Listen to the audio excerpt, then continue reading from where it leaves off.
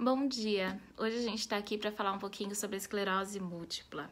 A gente vai aproveitar que a gente está no mês agosto, que é o mês agosto laranja, que a gente chama, que é um mês que a gente separa para conscientização da esclerose múltipla. Na verdade, existe um dia, que é o dia 30 de agosto, mas o mês inteiro vem sendo feitas manifestações, passeios e chamando realmente o pessoal para conhecer um pouquinho mais a esclerose. E por que é tão importante esse movimento? Gente, a esclerose, quando ela é diagnosticada cedo, o resultado do tratamento ele é bem melhor. Então, assim, é uma doença que a princípio ela vem silenciosa e até conseguir dar o diagnóstico, às vezes, demora um pouquinho, e isso determina um prognóstico pior para o nosso paciente.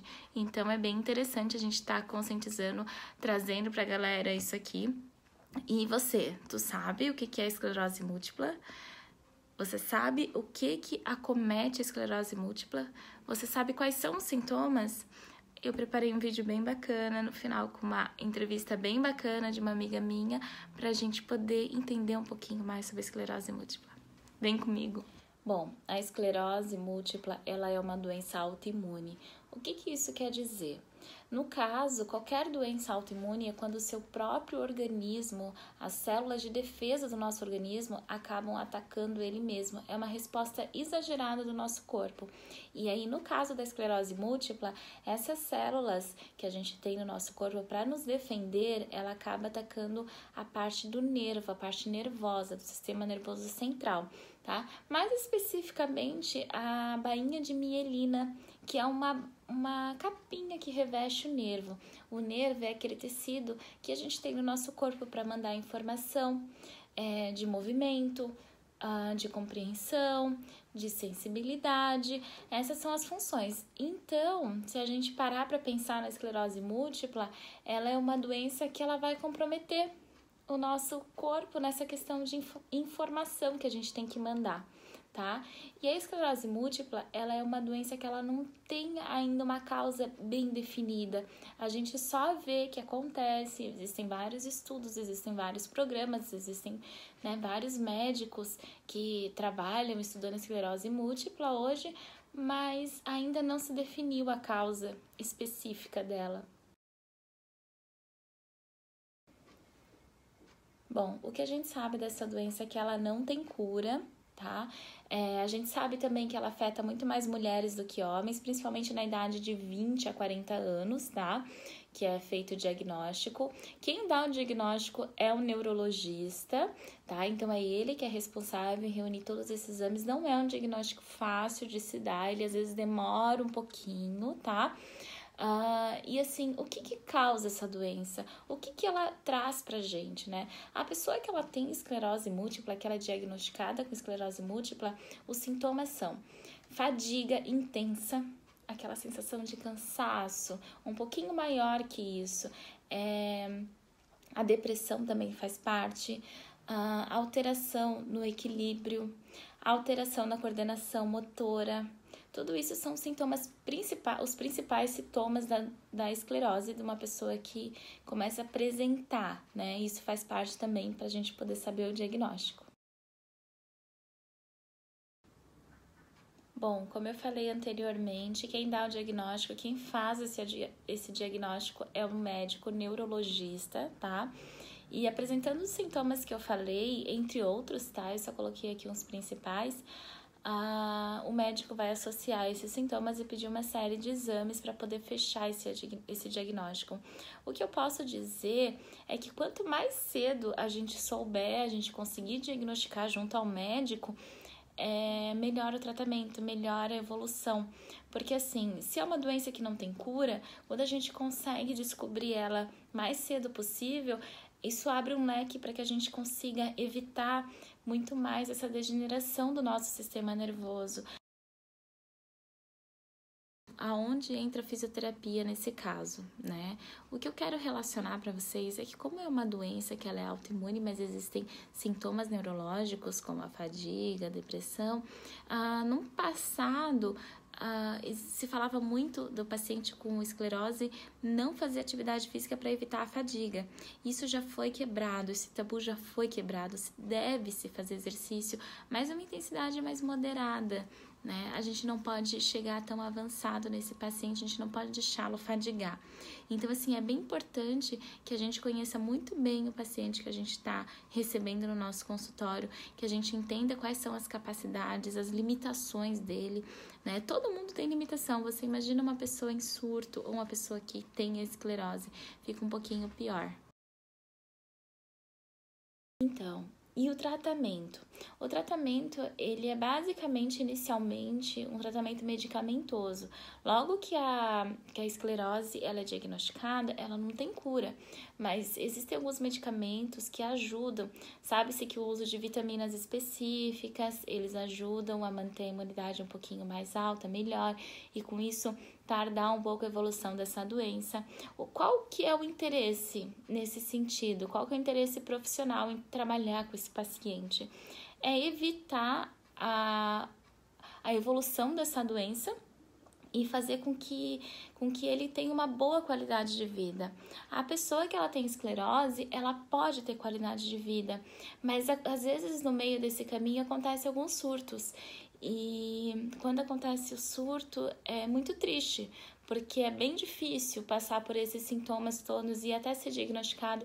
Como são surtos que normalmente envolvem o sistema nervoso central, ou seja, são surtos que são neurológicos, às vezes a pessoa pensa uma coisa, fala outra, perde a coordenação, e isso vem evoluindo de uma forma a ser bem desagradável para a pessoa que sente, porque até a gente entender o que está acontecendo, até a gente conseguir... imagina você tentando beber um copo d'água e não conseguir segurar o copo, deixar cair, faltar a coordenação, faltar o entendimento naquele momento. Nem sempre a pessoa já diagnosticada de esclerose está assim. Às vezes ela tem um surto e depois ela volta. Por isso eu preparei uma entrevista bem bacana com uma amiga minha que ela tem esclerose múltipla e ela vai contar um pouquinho da história. Olá! Como eu comentei com vocês, agora a gente vai começar a entrevista com a Cíntia. A Cíntia, ela é advogada e ela tem esclerose múltipla. Cíntia, para você, a gente já viu a definição da esclerose, o que ela significa na questão da patologia, mas para você, o que significa ter esclerose múltipla? O que mudou na sua vida? Então, doutora, a esclerose múltipla chegou na minha vida quando eu tinha 26 anos. Eu estava no auge da minha vida em relação a trabalho, em relação a vivências, né? Uma jovem de 26 anos sendo diagnosticada com uma doença que até então eu só conhecia o nome. Então foi muito assustador, né? Eu tive sintomas muito fortes, eu fiquei totalmente paralisada no meu lado direito, meu braço parou de funcionar, minha perna parou de funcionar, eu tive vertigem, labirintite, visão dupla, formigamentos, dormências. Então, quando eu fui internada no hospital, eu pensei que eu não voltaria a andar, que eu sairia do hospital numa cadeira de rodas. E, felizmente, com o tempo, eu fui vendo que era muito grave, mas que tinha tratamento, que tinha como eu melhorar. E foi isso que aconteceu, né? Apesar do susto inicial, eu fui vendo que existia um prognóstico bom em relação à doença. Então, o seu diagnóstico, ele partiu de um surto? Você não sabia antes, não apareceu nenhum sintoma antes de dar esse surto que você foi parar no hospital? A princípio, eu fui diagnosticada no meu primeiro surto de esclerose múltipla. Os sintomas, eles começaram super brandos. Eu comecei com uma tonturinha, essa tonturinha durava uns 3 segundos por dia e passava. Depois passou a ser 3 vezes ao dia, um pouco maiores, mais frequentes. Aí a perna começou a parar de obedecer e assim foi. Era verão, né, muito quente, o calor faz muito mal para a esclerose múltipla.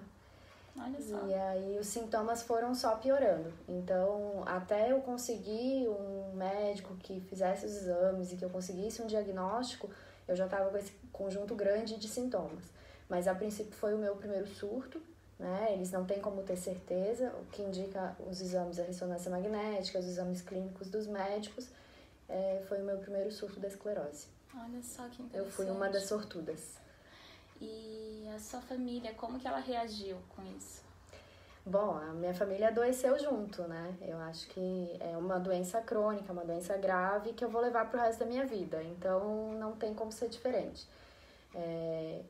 Ninguém sabia muito bem como lidar com a situação, né? Principalmente em relação à recuperação, como que seria, o que eu precisaria de acompanhamento, que remédios eu precisaria tomar. Tudo era muito novo. Né? E eu não tinha informação, apesar de hoje, né, a gente está em 2018, meu diagnóstico foi em 2014, a informação na internet ainda não era tão disseminada. Eu fui a primeira vez para o Google, falou que eu ia morrer em 5 anos. Nossa. E não é assim. A gente sabe que a esclerose ela atinge mais mulheres do que homens e que normalmente na faixa de 20 a 40 anos, segundo pesquisas, tá? E eu queria perguntar para você, Cíntia, porque nas últimas pesquisas que a gente tem encontrado, a gente vê que o número da esclerose múltipla, de pessoas com diagnóstico de esclerose múltipla, tem aumentado. Por que você acha que tem tido esse aumento?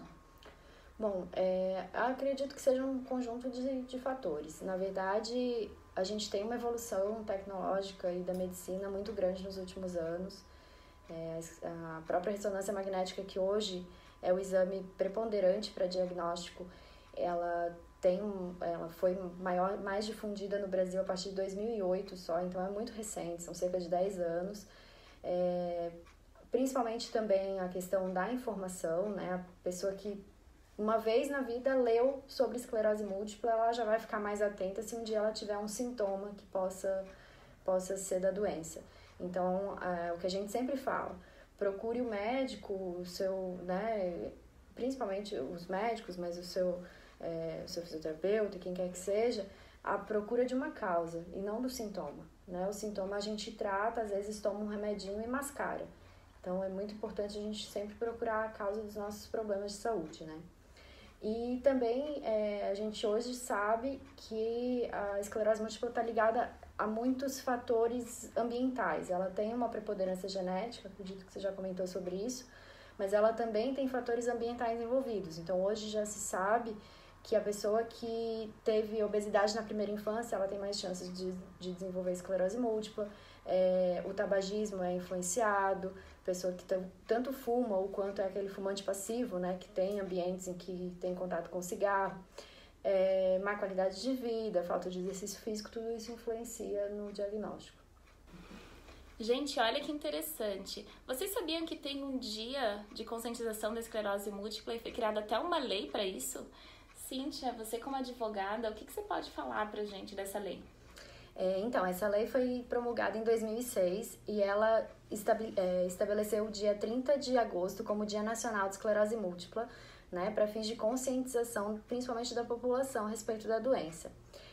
As associações no Brasil inteiro utilizam essa data para fazer projetos e programas, como a gente tem no Brasil esse mês 9 cidades que vão fazer o Pedale por uma Causa. Né? Essas 9 cidades em conjunto saem para pedalar em prol da esclerose múltipla. E aí, só pessoas com esclerose que podem pedalar? Não, de forma alguma. Pode ser qualquer pessoa. Ela é amplamente divulgada. A gente só pede doação de 1 quilo de alimento, ganha um kit, que é uma camiseta, uma medalha. Para o pessoal que pedala, é bem bacana. E aí, agosto virou o mês da esclerose múltipla, né? Assim como outubro, a gente tem o outubro rosa, em razão do câncer de mama, novembro azul, em razão do câncer de próstata. Então, todas essas associações em conjunto criaram o agosto laranja para fins de conscientização da esclerose múltipla. Para quem tiver interesse, a lei é a 11.303 de 2006. Você pode falar um pouquinho pra gente do tratamento da esclerose? Então, doutora, quando a gente tem o surto da esclerose múltipla, né, existem alguns tipos de esclerose múltipla, mas o mais comum é quando se tem uma fase de surto e depois uma fase que a doença adormece.